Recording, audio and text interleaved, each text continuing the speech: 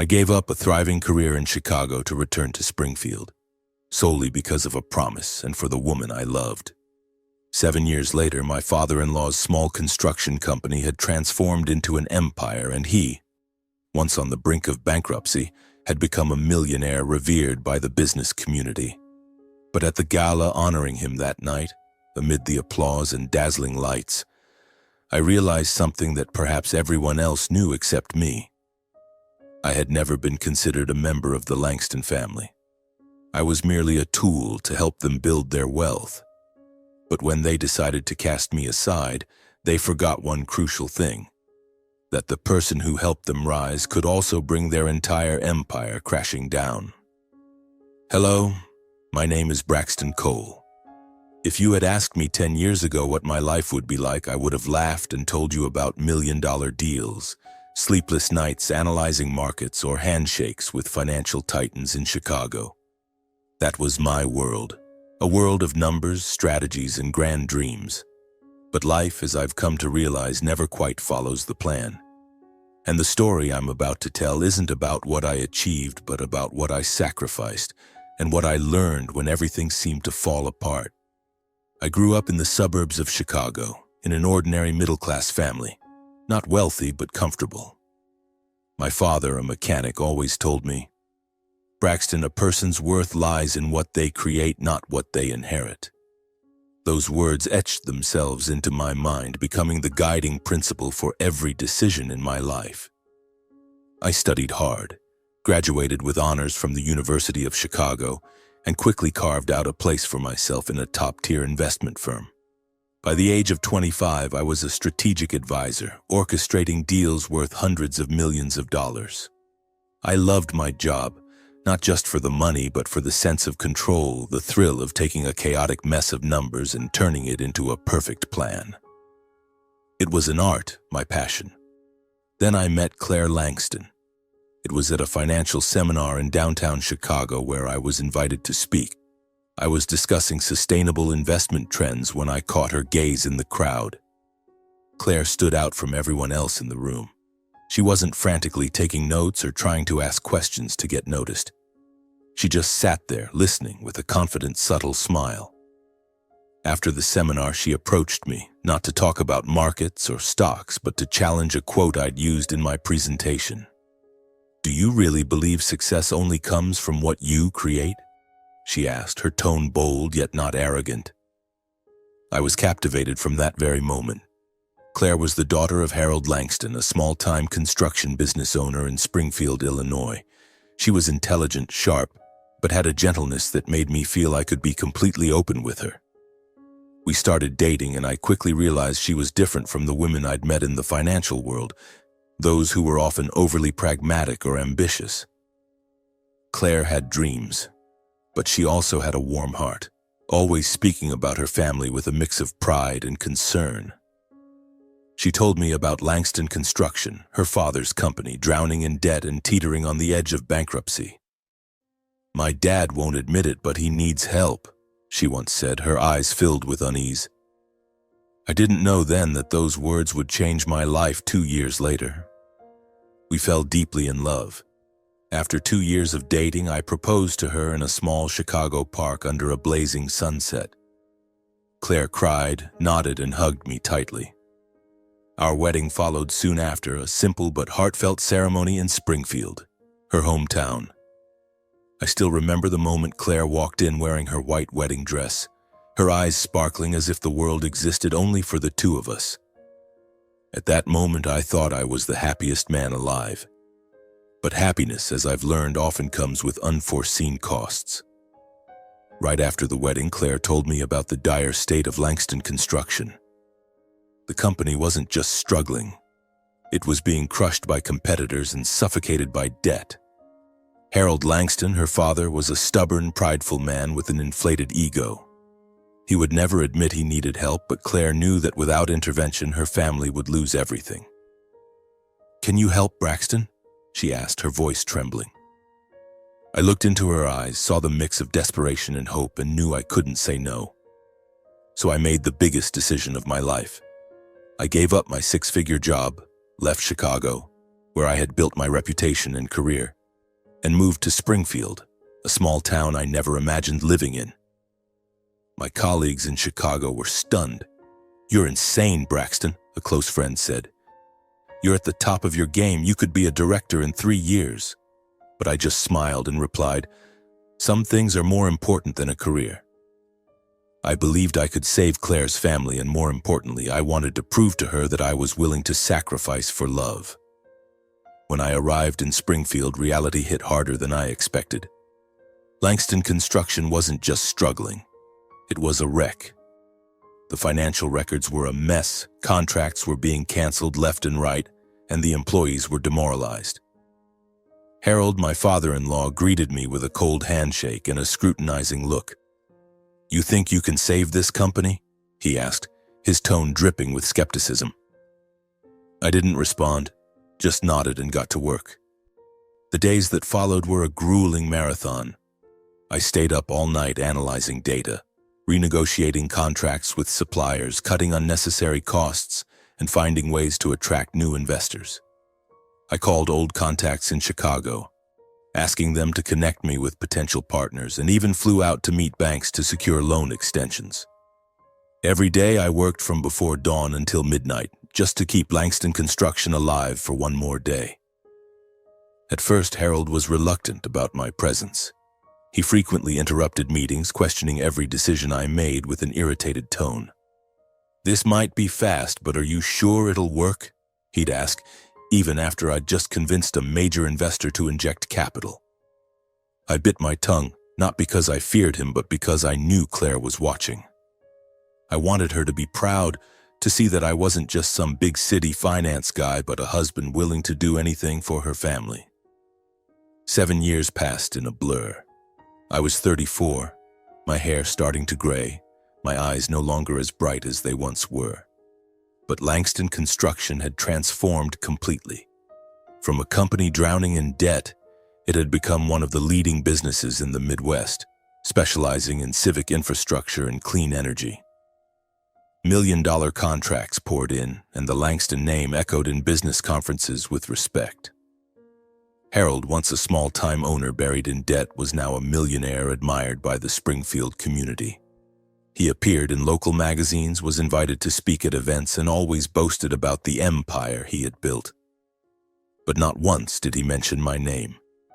In his speeches at galas or in articles, Harold always spoke of his vision and the Langston family's efforts.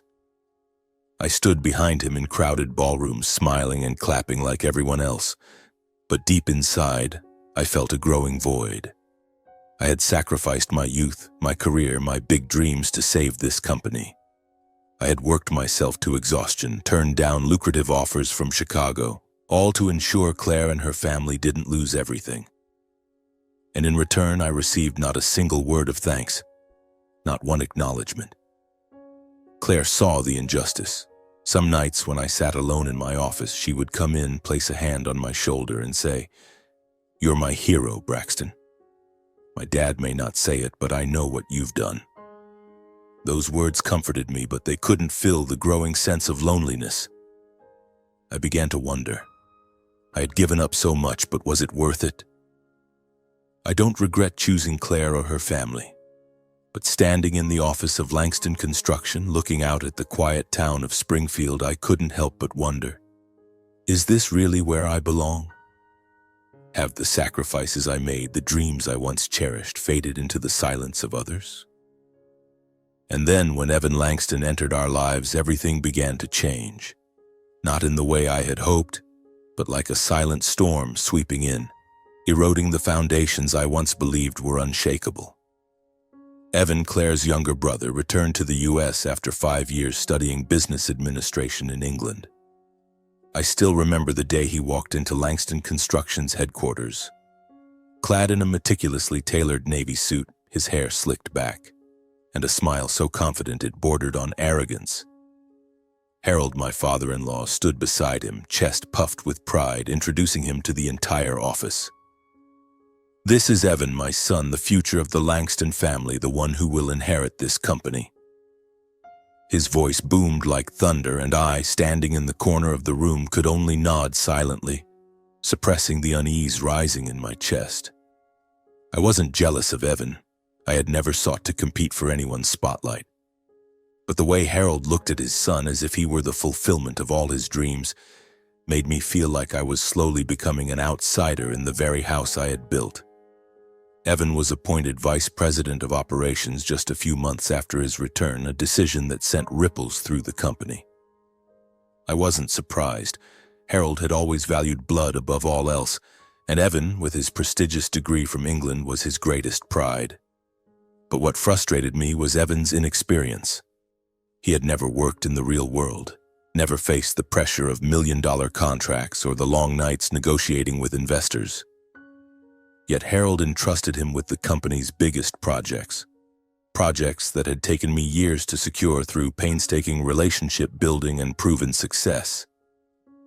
"He needs a chance to prove himself," Harold told me in a private meeting, his tone leaving no room for debate. I nodded as I always did, telling myself I could guide Evan, help him integrate. But I was wrong. I approached Evan with good intentions. I invited him into my office, shared financial analyses, explained the intricacies of managing complex projects, and even offered suggestions on handling difficult partners. But every time I spoke, Evan would cut me off, his eyes glinting with arrogance. "I get it, Braxton," he'd say, his tone implying I was stating the obvious. "But I have my own way of doing things." His way, as it turned out, consisted of bold but impractical ideas, grandiose plans that sounded impressive but were utterly unfeasible. I tried to course-correct, gently suggesting adjustments, but the more I tried, the more I realized Evan didn't want my help. He saw me as a controlling outsider, someone trying to impose authority on the Langston family's empire. Things took a turn for the worse when Evan began interrupting me in meetings. I remember one particular meeting with investors from Chicago, where I was presenting a plan to expand our clean energy projects. I had prepared for weeks, every number and chart meticulously calculated.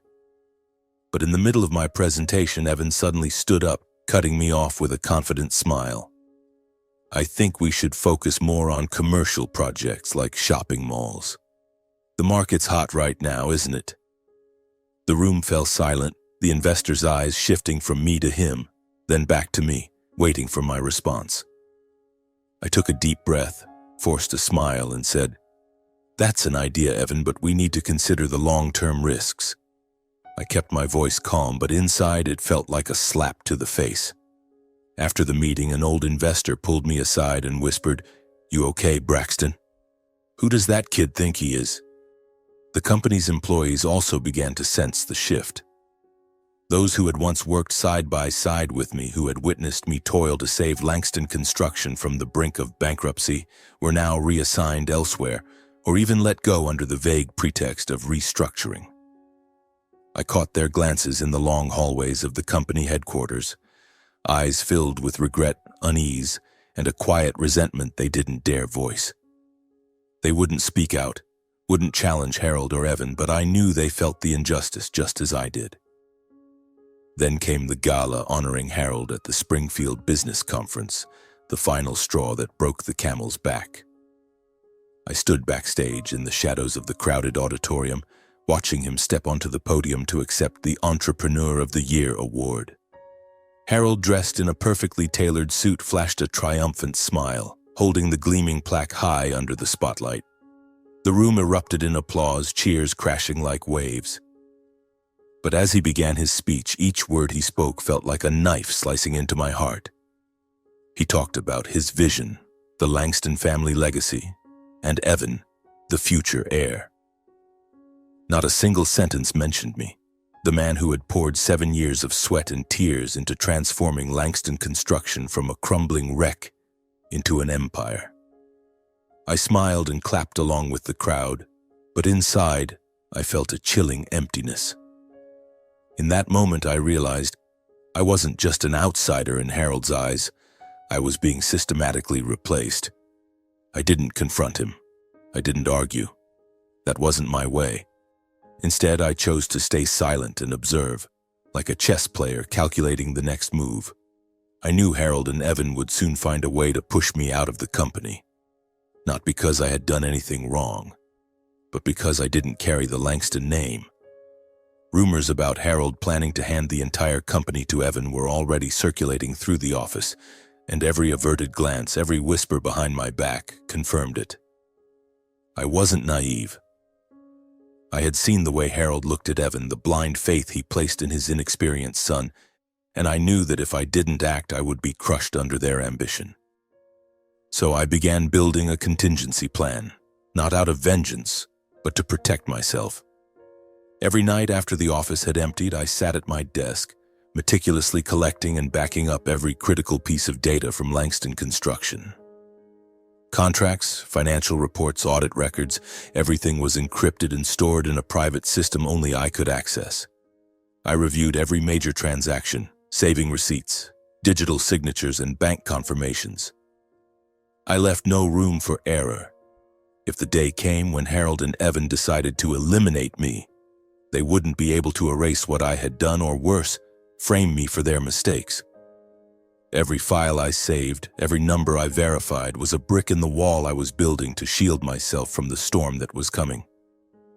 While safeguarding the data, I quietly maintained relationships with our major clients, people I had convinced, whose trust I had earned through countless handshakes and tense meetings. They didn't just work with Langston Construction because of Harold's reputation, they stayed because of me. "Braxton, you're the only one I trust in this outfit," a longtime partner from Chicago once told me over coffee. "Harold can brag all he wants, but you're the real brains." Those words, fleeting as they were, reminded me that I wasn't invisible, and I knew that if I left, they wouldn't hesitate to follow me. I reached out to Owen Blake, a financial lawyer I had worked with in Chicago. Owen was sharp, always saw through the noise, and most importantly, he understood me. In a late-night phone call, I told him everything about Harold, Evan, the rumors, and the injustice I was facing. "Braxton, you need an exit strategy," Owen said, his voice calm but resolute. "You've given them everything, but if they don't value it, you have to save yourself." Under Owen's guidance, I began building something I never thought I would: my own company. I named it Cole & Partners, a small firm specializing in investment consulting and corporate restructuring. On the surface, I let Cole & Partners operate as an auxiliary branch of the Langston Group, handling minor projects to avoid suspicion. But in reality, it was a strategic move to break free from the Langston family's control. I quietly registered the business, opened a separate bank account, and set up a small office on the outskirts of Springfield where no one would notice. Every step was calculated, like a move in a long chess game. I didn't want to confront Harold or Evan directly. That would only make things messy. Instead, I wanted a clean exit, a way to stand on my own 2 feet. More importantly, with Owen's advice, I embedded special clauses into Langston Construction's major contracts. These clauses reserved my rights to withdraw capital and intellectual property for the financial models I had designed. Models that had brought in millions for the company. If the company's structure changed or if I was forced out, those rights would automatically transfer to me or Cole & Partners. I didn't do this out of greed, but because I knew Harold and Evan wouldn't hesitate to cast me aside without acknowledging my contributions. I needed a shield, something to ensure that 7 years of sacrifice wouldn't vanish like smoke. Time passed, but not in a way that healed the cracks. It was like a slow river, eroding everything I once believed was solid. The tension within the Langston household grew thicker, like a taut violin string on the verge of snapping. Each day I felt the widening gap between Claire and me, not because we argued or were physically distant, but because of something intangible far deeper: trust. In the evenings when I returned home, Claire was still there, still cooking my favorite meals, still smiling when I walked through the door. But her smile had changed. It no longer carried unconditional warmth, but felt like a veil hiding something she didn't want to say. I began to wonder, did she truly understand what I was fighting for? Or had she long ago chosen to stand with her family? One October evening, after a particularly grueling meeting, I felt I could no longer stay silent. I drove home, resolved to have an honest conversation with my wife. "Claire," I began, my voice hoarse from the long day. "We need to talk." She looked up, setting her book down, and I caught a flicker of unease in her eyes. I took a deep breath, trying to keep my voice steady, but the emotions inside me surged like a wave I couldn't hold back. "I've tried, Claire. I've given everything to save this company, to make sure your family didn't lose it all. I gave up Chicago, my career, just to ensure your father and Evan could hold their heads high. But now I feel like I'm being pushed out of the very place I poured my sweat and tears into." I paused, waiting for her response. Claire sat still, her hands clasped tightly, her eyes fixed on the floor.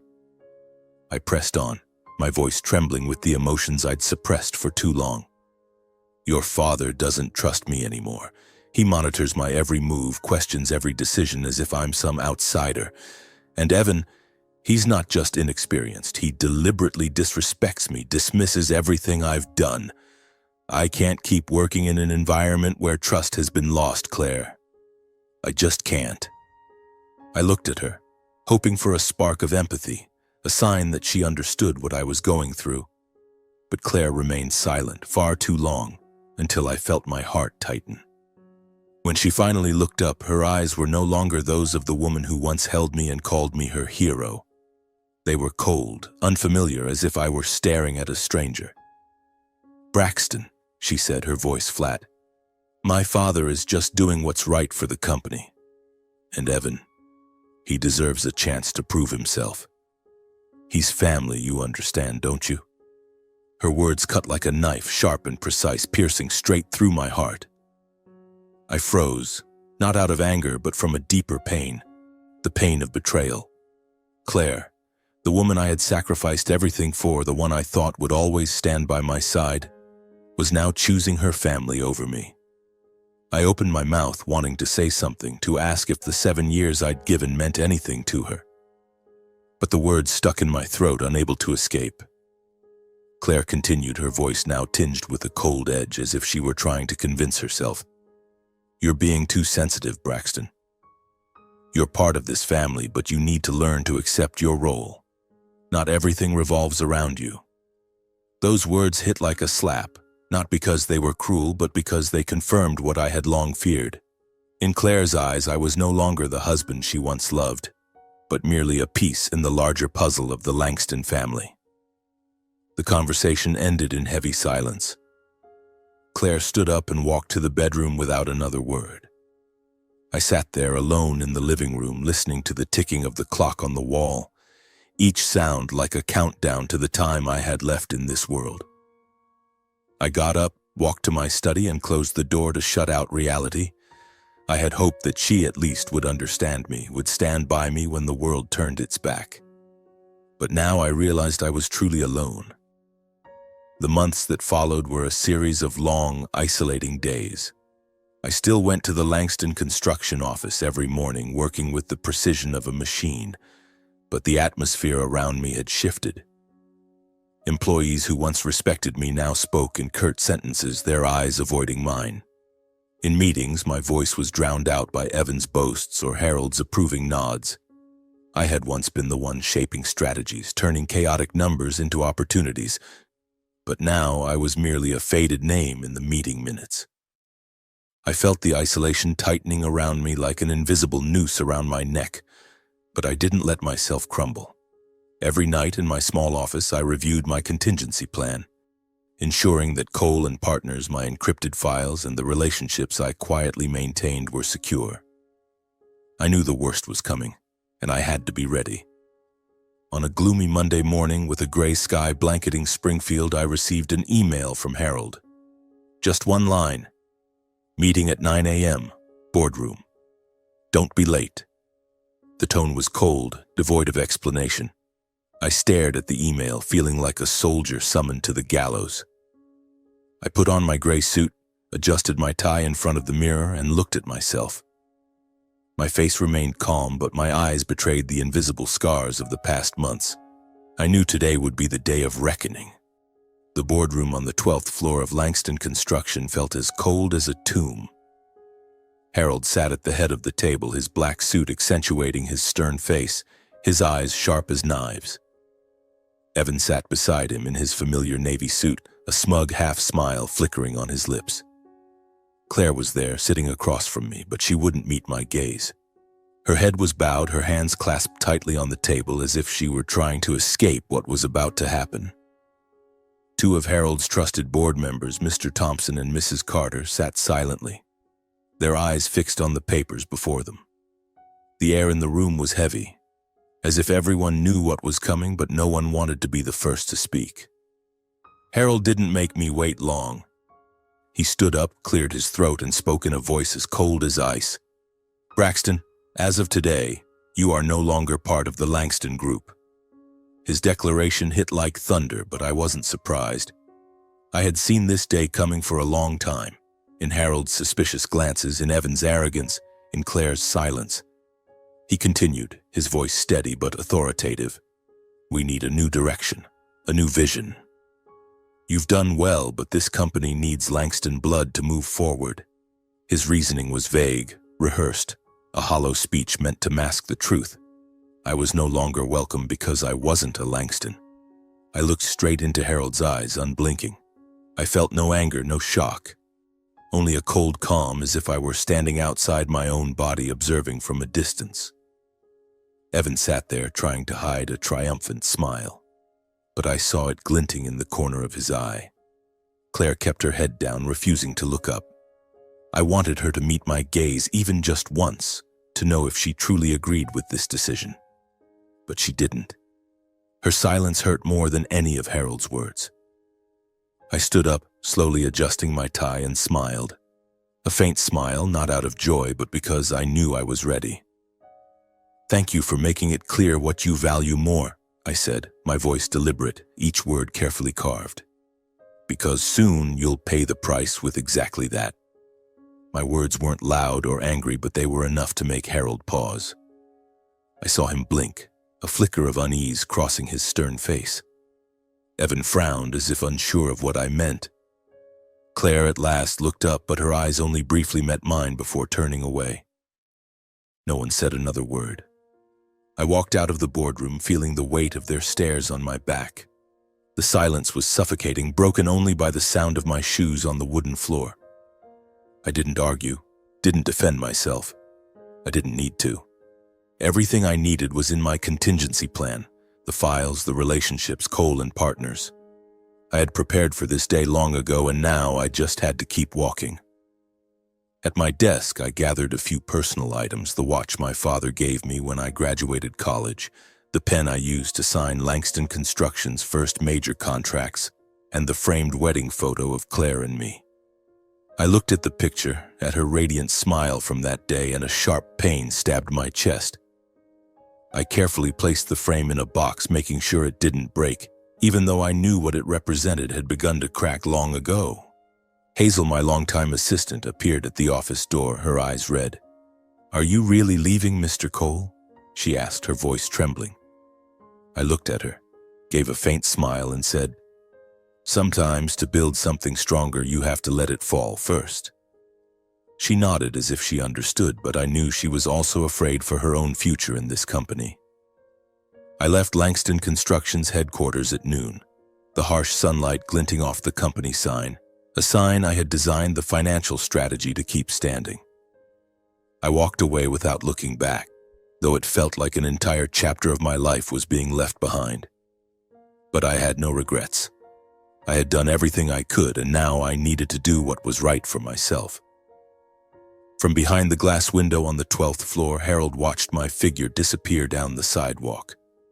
I didn't see him, but I knew he was there, grappling with a mix of relief at having removed a threat and unease at the weight of my final words. The days after I left Langston Construction, Springfield remained as serene as ever. The maple trees blazed red under the autumn sun. The small streets buzzed with traffic, and the misty mornings still carried the scent of freshly cut grass. But inside the headquarters of the Langston Group, I could imagine the atmosphere shifting. Harold and Evan, basking in the confidence of those who believed they had won, likely thought everything was back on track. They believed that by removing me, they had cleared the path for the Langston legacy they so proudly championed. But they were wrong. I didn't need to be there to make them feel the weight of my absence. Just 1 week later, the first signs of trouble began to surface, like small cracks in a sheet of ice, signaling an impending collapse. I received a call from Owen Blake, my lawyer, one afternoon while I was sitting in the modest office of Cole and Partners, furnished with just a simple wooden desk and a few shelves stacked with documents. "Braxton," Owen said, his voice brimming with excitement, "do you know what's happening at Langston Group? Their major clients are holding off on signing new contracts. They're saying they need to reassess the company's leadership capabilities after your departure." I smiled, not out of spite, but because I had anticipated this. Partners like Mr. Jenkins of Midwest Energy or Ms. Larson of Green Tech didn't work with Langston because of Harold's reputation. They stayed because of me, because of the nights I stayed up perfecting contracts, the midnight calls to resolve crises, and the integrity I brought to every deal. I didn't do anything to provoke this shift. I didn't need to. The relationships I had built over 7 years weren't based on empty promises or flashy handshakes, but on trust. And now, with me gone from Langston Group, that trust was beginning to abandon them. Several key investors who had poured millions into the company's projects started pausing their funding. "We need more time to review," they said. But I knew the real reason. They didn't trust Evan's capabilities, and they no longer saw Harold as a reliable anchor. Langston's cash flow began to stall, like a river blocked by an invisible dam. Meanwhile, I received unexpected emails from former partners. One morning, while reviewing numbers at Cole and Partners, an email from Ms. Larson arrived. "Braxton," she wrote, "thank you for everything you've done for us over the years. If you have any new projects, let me know. I'd like to work with you directly." Those brief, heartfelt lines were like a ray of light in the gloom. Another partner, Mr. Jenkins, even called me directly. "Where you go, I follow," he said, his laugh ringing through the phone. "Harold can be as self-important as he wants, but you're the one who made things work." I thanked him, keeping my voice steady, but inside I felt a quiet validation. I wasn't as invisible as Harold and Evan thought. At Langston Group, I heard that Evan was throwing a tantrum. "This is a conspiracy," he shouted in a meeting, according to Hazel, who still sent me discreet updates via text. "Braxton is trying to sabotage our reputation." He blamed me, accusing me of turning clients and investors against them. But the truth was, I didn't need to do that. I just did my work as I always had, and the world began to adjust to the truth. Harold, on the other hand, didn't show his anger publicly. But I knew he was worried. Things took a turn for the worse when an article appeared in the Springfield Business Journal. The bold headline read, "Langston Group falters after strategic advisor Braxton Cole's departure." The piece, written by a sharp reporter named Ellen Carter, didn't hold back. Braxton Cole, widely regarded as the mastermind behind Langston Group's revival, left the company in a controversial decision, the article stated. Sources say Cole was the true architect of the major contracts and financial strategies that lifted Langston from the brink of bankruptcy to a leading regional player. His departure has left partners and investors questioning the company's future. I read the article in my small office, a cold coffee cup on my desk, and felt a quiet satisfaction. Not because I wanted to see Langston collapse, but because, at last, the truth was being acknowledged. According to Hazel, Harold flew into a rage when he read the article. He summoned the PR team, ordering them to silence all rumors and even threatening to sue the paper for defamation. But the more he tried to suppress it, the faster the news spread. Other articles began popping up online. Business forums started buzzing, and the name Braxton Cole became a topic of discussion more than ever before. Meanwhile, I said nothing. I didn't need to. I just worked as I always had at Cole & Partners. Within just 3 weeks, Cole & Partners secured 3 major consulting contracts. One of them was with Midwest Energy, Langston Group's biggest partner for the past 5 years. When Mr. Jenkins signed the contract with me, he gripped my hand so tightly I thought my bones might crack. "You're the real deal, Braxton," he said. "I don't care about Langston's reputation. I care about competence, and you've got it." I smiled, thanked him, and went back to work. I didn't need to declare victory or retaliate publicly. What I did, my integrity, my professionalism, my competence, spoke for me. Clients began calling it the Cole effect. They said it was when someone, through sheer honesty and ability, tilted the market in their favor without needing to shout or boast. I wasn't sure I deserved the name, but I knew that every new contract, every handshake, was a testament to the fact that I was right not to let betrayal drag me down. Meanwhile, at Langston Group, things began to unravel. Evan, according to Hazel, grew frantic as revenues plummeted. Major projects were halted due to a lack of working capital, and employees started worrying about their future. Harold tried reaching out to long-standing partners, but his calls were met with polite rejections. "We'll revisit later," they said, but I knew they were waiting for something, or someone, else. For the first time in years, I knew Harold was afraid, not of me, but of the truth he had tried to deny. His reputation, his power, his legacy were teetering, and he could do nothing to stop it. I, meanwhile, remained silent. I didn't need to speak out or justify myself. My first counterstrike wasn't a media war or a loud lawsuit. It was the quiet assertion of my credibility and trust. Things Harold and Evan could never claim. I sat in the small office of Cole & Partners, looking out at Springfield's night sky, and for the first time in months I felt a sense of relief. Not because I had won, but because I knew I was on the right path. In the days that followed, I focused on building Cole & Partners step by step, contract by contract, handshake by handshake. My small office on the outskirts of Springfield became a hub for new ideas where I, along with my team, Mia, my enthusiastic new assistant, and a few other young employees, worked with a passion I hadn't felt in my final months at Langston Group. But while I was forging a future, the Langston Group, the empire I had once saved, was cracking from within, and those cracks were growing too wide to conceal. Just weeks after my departure, Langston Group plunged into a serious crisis. Hazel, who kept in touch through brief text messages, told me that key projects, ones I had meticulously strategized, were grinding to a halt. A highway construction project on the outskirts of Springfield was paused because the contractor refused to proceed without financial guarantees. A major clean energy project, once the company's pride, was canceled when the partner pulled out, citing a lack of confidence in the current leadership. Banks, which had once been generous with Langston thanks to my impeccable financial reports, now tightened credit and halted disbursements due to excessive risk. Hazel wrote in a message, "Everything's in chaos, Braxton. No one knows what to do." Langston Group's shareholders, who had once applauded Harold at lavish business galas, turned into unrelenting critics.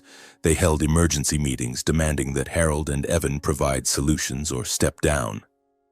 "They say the company's losing control," Hazel relayed, her voice in the messages tinged with worry. "One major shareholder even mentioned your name, saying everything started falling apart after you left." I read her message, feeling a mix of strangeness and familiarity. I didn't want Langston to collapse, not because I cared for Harold or Evan, but because I thought of employees like Hazel who had sweated alongside me in the toughest times. But Evan, with his inexperience and ingrained arrogance, only made things worse. In a desperate bid to salvage the situation, he signed an investment deal with a high-risk partner, a shady financial firm from Chicago that I had warned Harold about years earlier. The deal, according to Hazel, was a disaster.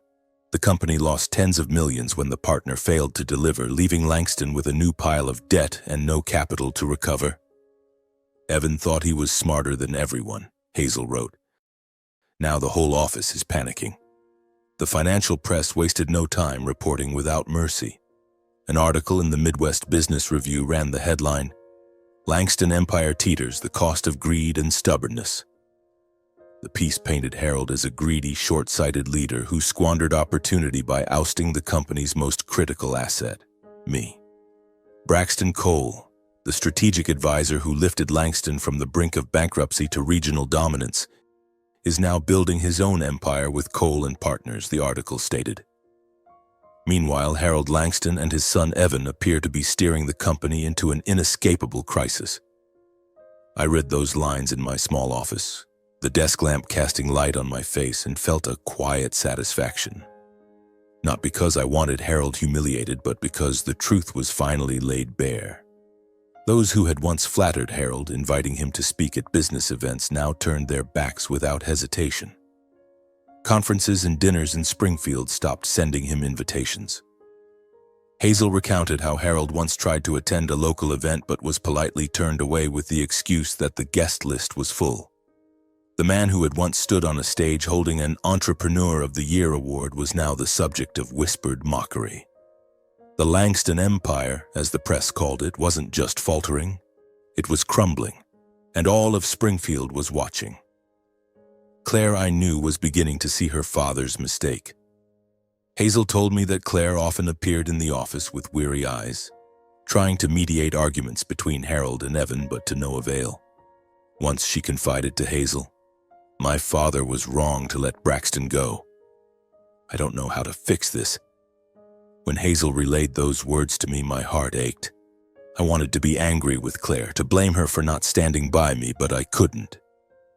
She was caught between love and loyalty, and now she was watching her family fall apart. But for me, it was too late.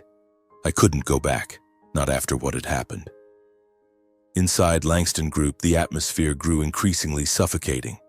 Employees were anxious, unsure if their next paycheck would arrive on time. Some senior managers who had worked directly with me began reaching out to Cole and Partners discreetly. One afternoon, I received an email from Tom Carter, a former project director at Langston. "Braxton," he wrote, "I can't stay here anymore. Langston is falling apart, and I want to work with you. Got a spot for me?" I responded immediately, inviting him to the office to discuss. Tom wasn't the only one. 2 other managers reached out, and I realized that Cole and Partners' reputation was spreading, not just because of me, but because of those who believed I could offer a better future. Meanwhile, Evan was spiraling out of control. Hazel said he grew volatile, shouting at employees during meetings, blaming everyone but himself. "He says the partners betrayed us," Hazel wrote, "but everyone knows the problem is him." Evan, with his blind confidence, had dug his own grave, and each misguided decision only deepened it. Harold, I knew, could see the collapse coming, but his pride wouldn't let him admit defeat. Hazel said he often sat alone in his office, his eyes vacant, staring at financial reports glowing red. Once she overheard him muttering, "I can fix this. I don't need him." But the truth was he couldn't. He had bet everything on Evan, on the Langston legacy, and now he was paying the price. He believed he could still save face by fighting to the end. But that honor, I knew, was nothing more than a hollow shell, fragile as glass. As my work began to find its rhythm across town, the Langston Group was fracturing. Messages from Hazel became less frequent, but each one she sent was heavy with despair. "The company is collapsing, Braxton," she wrote in a late-night text. "Banks are refusing to release funds, shareholders are threatening lawsuits, and employees are quitting in droves." I read her message, my heart sinking. I replied, brief but sincere, "Hang in there, Hazel. If you need it, Cole and Partners will always have a place for you." But deep down, I knew she still held on to a faint hope of saving Langston, even just a little. Claire, I heard, was doing everything she could to keep her family from falling apart. Once Hazel overheard her tell a colleague, "I told Dad we needed Braxton. He has to fix this." When Hazel relayed those words to me, a dull ache spread through my chest. Not because I wanted to return, but because I remembered the Claire from the early days, the woman who looked at me with eyes sparkling with faith, who held my hand and called me her hero. But now, she was only trying to protect something that had already rotted, even though she knew deep down it was beyond saving. Harold, with a pride larger than the empire he had built, initially refused any suggestion of reaching out to me. Hazel said he once shouted in a meeting, "I don't need that guy. Langston Group is mine and I'll save it." But as banks began seizing assets, major projects were canceled, and shareholders threatened to pull their investments entirely, he had no choice left. Hazel texted, "They're coming to see you, Braxton," Claire convinced her dad. "But I'm not sure he'll swallow his pride." I read the message, feeling like a soldier preparing for battle. I wasn't surprised. I knew this day would come. That morning, Springfield was cloaked in gray, with a light drizzle blurring the vibrant red maple trees. I was in the Cole & Partners office reviewing a new contract with Midwest Energy when Mia knocked on the door. "Braxton, there are 2 people here to see you," she said, her voice hesitant. "They say they're Harold and Claire Langston." I took a deep breath, nodded, and said, "Let them in." My heart pounded, not out of fear, but because I knew this would be the final confrontation, not just with Harold, but with my past. They walked in, and the air in the small room immediately grew heavy, as if carrying the weight of all the years gone by. Harold, in a black suit now slightly rumpled, stood tall, trying to maintain his air of authority, but his eyes betrayed exhaustion and desperation. Claire stood beside him, wearing a gray coat, her hair neatly tied back, but her eyes were red, as if she'd been crying before coming here.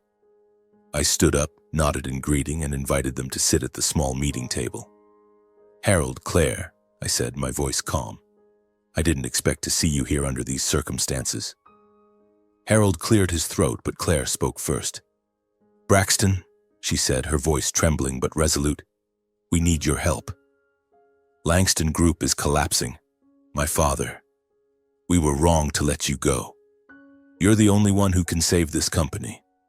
Her words cut like a knife. Not because they hurt, but because they came too late. I looked into her eyes, searching for the woman I once loved, but all I saw was helplessness and regret. Harold, sitting beside her, was visibly irritated by his daughter's admission of fault. He cut in, his voice low and strained, as if trying to reclaim control. "Braxton, I'm not here to apologize. But you know how to run this company. Come back, help us through this crisis, and I'll make sure you're treated fairly." His offer was hollow, lacking sincerity, as if he still believed he could command me as he once did. I sat silently, looking straight into Harold's eyes, then at Claire. The tension in the room was palpable, the sound of rain pattering against the window the only noise. "Harold," I said, my voice slow but sharp, "what Langston Group is going through is the consequence of your own greed and arrogance. You chose Evan, you chose your legacy, and you pushed me out. I gave 7 years to save this company, and you never once acknowledged it. Now when everything is falling apart, you come here and ask me to fix your mistakes." I paused, letting my words sink in. Harold's hands clenched, his face reddening, but he said nothing. Claire, her voice almost pleading, spoke again. "Braxton, please. I know we were wrong. I know I was wrong. But this isn't just my father's company. It's your work, the dream you built. You can't let it collapse." Her eyes glistened with tears, and for a moment I saw the Claire from long ago, the one who held my hand under a Chicago sunset. But then I remembered her cold gaze during that night's conversation when she chose her family over me. I shook my head, my voice soft but firm. "Claire, I did everything I could for Langston. But I can't save people who don't want to be saved. It's too late." Harold, unable to hold back any longer, slammed his hand on the table, making my coffee cup rattle. "Who do you think you are, Braxton?" he roared, his voice shaking with rage. "You're just a consultant, a hired hand. You think you can destroy me and my company?" He stood abruptly, pointing at my face, his cheeks flushed as if he might explode. "You'll regret daring to challenge me." Claire tried to pull him back, but Harold yanked his arm away, knocking over a chair in his fury. I sat still, unflinching, my voice steady. "Harold," I said calmly, "I didn't destroy Langston. You did." I pressed a button on my desk, calling security. 2 uniformed men appeared at the door, their eyes waiting for instruction. "Please escort Mr. Langston and Ms. Langston out," I said, my tone gentle but uncompromising. Harold shouted a few more insults, but I didn't listen. I only looked at Claire, who bowed her head, tears streaming down her cheeks. She said nothing more, silently following her father out of the office. Weeks after that chaotic meeting, news about the Langston Group swept through Springfield like a storm. One morning as I was reading the paper in the Cole & Partners office, a headline in the Springfield Business Journal caught my eye. Langston Group officially declares bankruptcy. The article detailed how the company could no longer meet its debt obligations, having lost all liquidity after shareholders withdrew their capital en masse. Banks, out of patience, seized collateral assets, from the company's downtown Springfield headquarters to its expensive construction equipment. Major projects like the highway development and the clean energy complex I had poured my heart into were abandoned mid-progress, leaving rusted steel frameworks under the autumn sun. The press called it the most catastrophic collapse in Springfield's business history, and I couldn't help but feel a twinge of bitterness as I read those words. Not because I rejoiced in their downfall, but because I knew that behind the numbers and headlines were the lives of hundreds of employees now plunged into uncertainty. Harold Langston, once celebrated as Entrepreneur of the Year, became the focal point of relentless criticism. The articles pulled no punches, labeling him a living testament to arrogance and blind ambition. Harold Langston bet everything on his family legacy, an article in the Midwest Business Review remarked. But he forgot that legacy was built on the efforts of others, specifically Braxton Cole. I read those lines, a cold coffee cup in my hand, and felt an emptiness. I didn't want Harold humiliated, didn't want to see the world turn its back on him, but I couldn't deny that he had brought this fate upon himself. Evan, meanwhile, chose to flee. Hazel, who still sent me discreet texts, told me he left the U.S. just days after the bankruptcy declaration, taking with him the remaining funds in the company's account, an act that sent shockwaves through Springfield. He disappeared without a word, Hazel wrote. Harold nearly lost his mind when he found out. Evan's actions not only pushed Harold deeper into financial ruin, but also delivered a final blow to his pride. From a proud father, he became a man betrayed by his own son. I wasn't surprised. Evan had always taken the easy way out, and when everything collapsed, he lacked the courage to face it. After the ordeal, Hazel came to me carrying a carefully sealed envelope. She said it was something Claire had written but never had the courage to send. I held the letter for a long time before opening it. The familiar handwriting appeared, soft, careful, with a slight tremble in each stroke of ink. Braxton, I know you don't want to hear from me anymore, but I hope you'll read these words even just once. I can't bear it any longer. I've left the Langston mansion, the house that once symbolized my family's success, and I've filed for divorce. Now I live alone in a small apartment on the outskirts of Springfield. Every morning I wake up early to make coffee, look out the window, and try to get used to a life without my father, without Evan, and without you. I know I was wrong. Wrong for staying silent when you needed me most. Wrong for letting loyalty to my family blind me to what was right. But the worst part is that I don't know where to begin making amends. I don't have the courage to face you, to look into the eyes that once trusted me completely. I'm not asking for forgiveness, nor am I writing to justify myself. I just want you to know I miss you. Not because the love is still there, but because I miss who we used to be. When everything was still pure, when we believed that love alone could conquer anything. Wishing you peace, Braxton. I folded the letter and sat in silence for a long while. My heart ached, but not with the same pain as before. Perhaps because I had learned to accept that some wounds don't need to heal. They just need to close. Claire had chosen her path, and so had I. Our love, once radiant, was now a distant memory. Like the flickering light of a street lamp in the rain, beautiful, fragile, and gone forever. Meanwhile, Cole & Partners grew stronger than ever. In just a few months, we signed 5 major contracts, from financial consulting for startups to restructuring for established businesses. Clients sought me out not just for Cole & Partners' reputation, but because they knew me. Braxton Cole, the man who always kept his word, who never let personal emotions interfere with work. I maintained my simple approach, no boasting, no flash. Every morning I arrived at the office in a plain dress shirt, sat at my desk and focused on numbers, strategies, and new dreams. Mia, my assistant, often teased me. "Braxton, you should get some press coverage. People are calling you a legend." I just smiled, shook my head, and said, "Legends don't need to be on magazine covers, Mia. They just need to do their job well." Many in Springfield began calling me the man who won without fighting. I wasn't sure I deserved the title, but I knew I had chosen to let go of resentment. I didn't forget the past, the sleepless nights for Langston, Harold's cold glares, or Claire's heartbreaking silence. But I didn't let them control me. True success, I told myself, isn't in revenge, but in no longer being bound by the past. Each day as I stepped into the Cole & Partners office, I felt that freedom, the freedom to be myself, to build a future that didn't depend on anyone's validation. One decision I made at the time was to acquire a portion of Langston Group's former assets, not to gloat or seize control, but to create jobs for Langston's former employees, people like Hazel, who had worked tirelessly and didn't deserve to be abandoned. When Hazel received a job offer from Cole & Partners, she called me, her voice choked with emotion. "Braxton, I don't know how to thank you. You didn't just save me. You saved my faith." I smiled over the phone and said, "No need to thank me, Hazel.